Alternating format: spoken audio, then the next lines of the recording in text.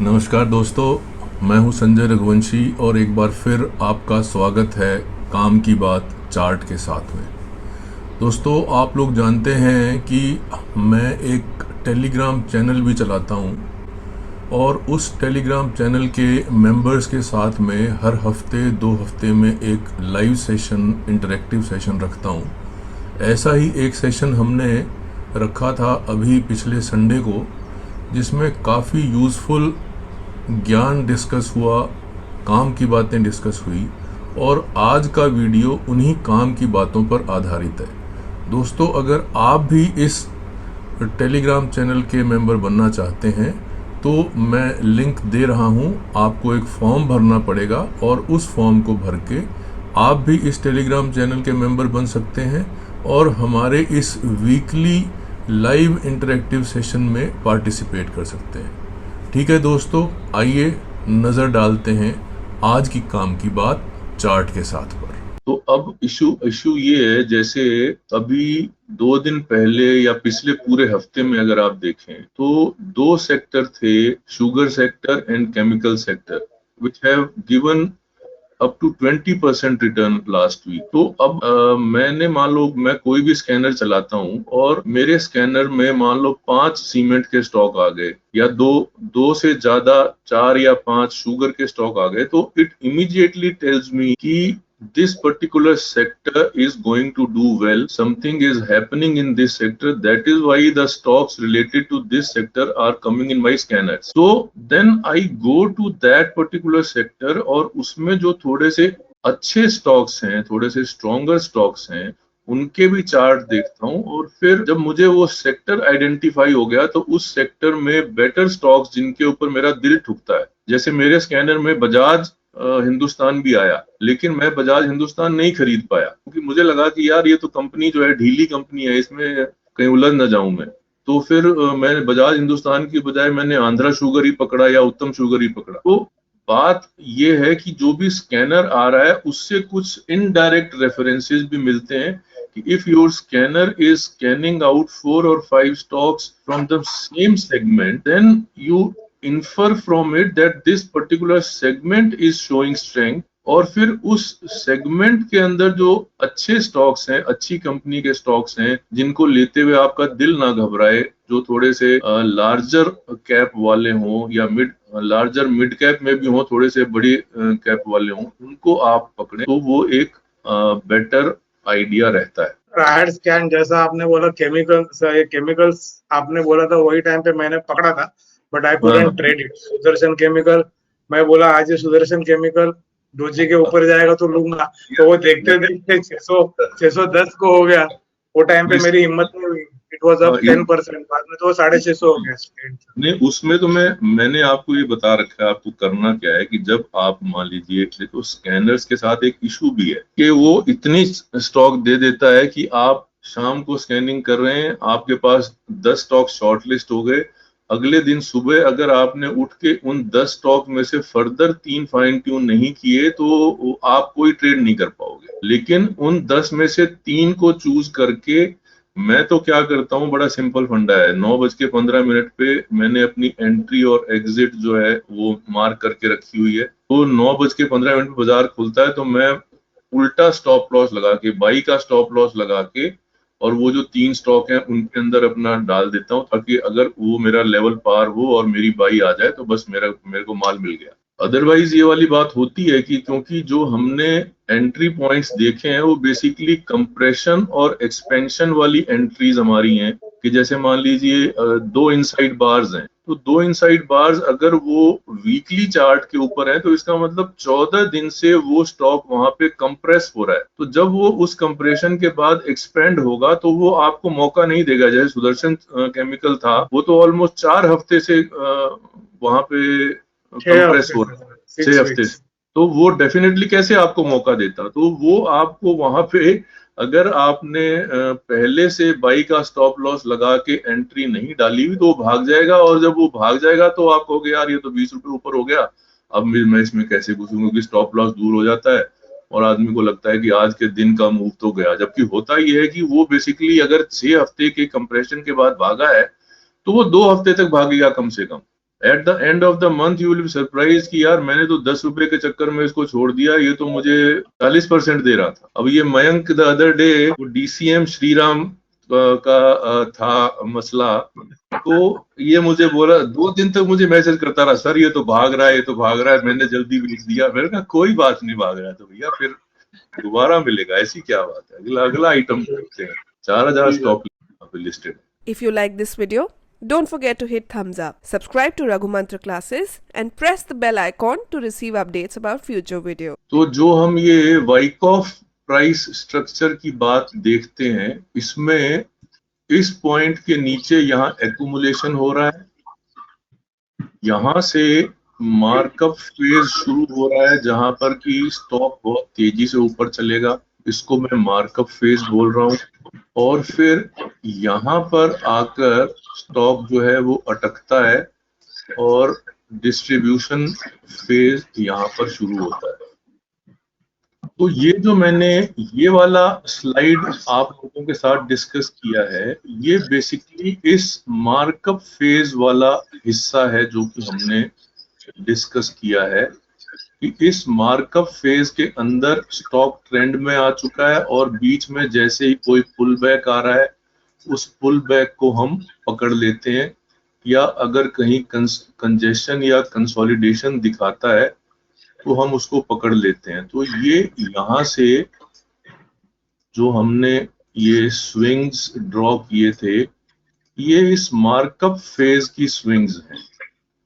Once you are into the markup phase, you will get very good returns. But if you are into this accumulation phase, these are sort of positional trades which would last from 3 to 6 months and give you fantastic results. जैसे बहुत सारे हम लोगों ने trade develop किए थे, scanner बनाए थे, और उनमें से एक था जो हमने बार बार मैं आप लोगों को बताता था, GDL का, गेटवे डिस्ट्रिक्ट पार का।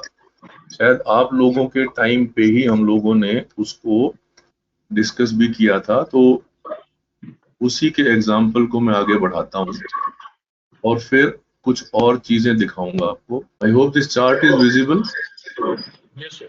जब हम किसी भी चार्ट को नेकेड देखें एंड अनट्रेन्ड आई से देखें तो वो हमको ऐसे दिखेगा। And you see this particular chart, सिर्फ 4 महीने पहले ये स्टॉक कुछ ऐसे दिखता था।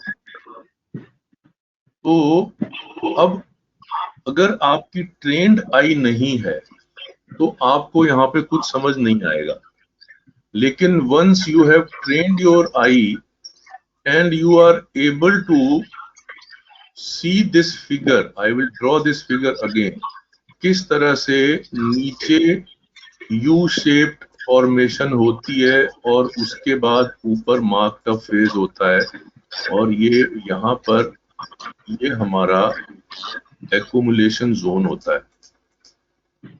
ये कई बार थोड़ा समय ज्यादा लगा देगा, मगर एक बार जब ये इस मार्कअप फेज के ऊपर निकलेगा तो there will be no looking back, and within 4 to 6 months the stock is likely to double. तो ये जो एग्जाम्पल हम लोगों ने यहाँ पे हम देख रहे हैं GDL का, अब इसको अगर मैं मार्क करूं इस तरह से और यहाँ पर इस पर्टिकुलर पॉइंट को मार्क करूं और यहाँ पर इस पर्टिकुलर पॉइंट को मार्क करूं, और अब यहाँ पर ये रिप्ले चलेगी।